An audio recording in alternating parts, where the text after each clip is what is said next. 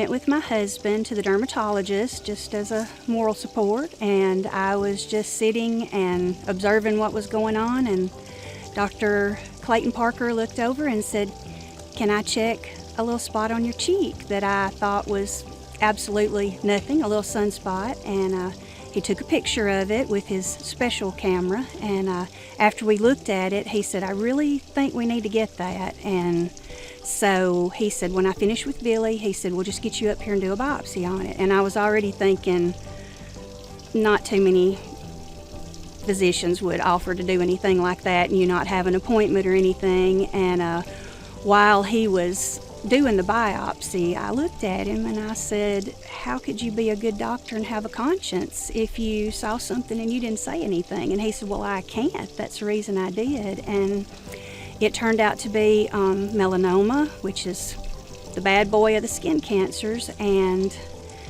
the size and depth of it required a sentinel lymph node biopsy to see if it had spread anywhere else. So from that day, the week and a half before Christmas, they had me rushing around trying to get in with the different doctors to get everything lined up. And I had surgery January 13th, and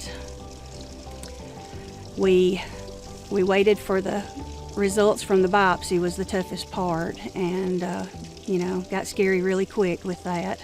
Dr. Ben Googe, that was the plastic surgeon that put my face back together, he wanted me to go just for routine blood work and pre-op EKG.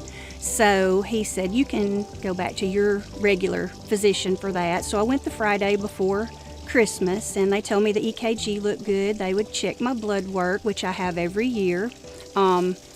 Monday morning, the day before Christmas Eve, they called and said, "Can you come back up for some more blood be drawn?" And I said, "Why? I don't have any left." And she said, "Joy, you're diabetic." And was something that our parents didn't have, but my two older brothers had gotten adult onset type 2, and it hit me.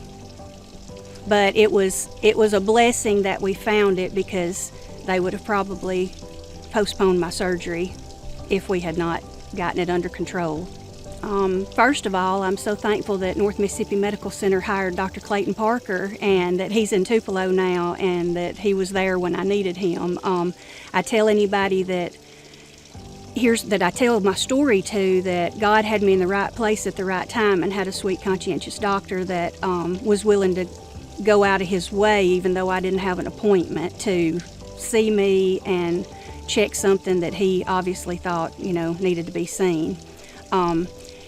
Everybody at the hospital looked like they went out of their way to be nice to me. They were all wonderful. The fact that I had a completely clear biopsy report from the lymph node meant no chemo, no treatments of any kind. I was off work for 4 weeks while I healed. I was able to go back to work with no restrictions. Everything was wonderful.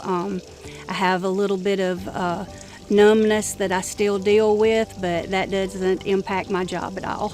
Because of my experience with North Mississippi Health Services, I'm able to do my job, be with my family. I'm so thankful because Dr. Clayton Parker saved my life.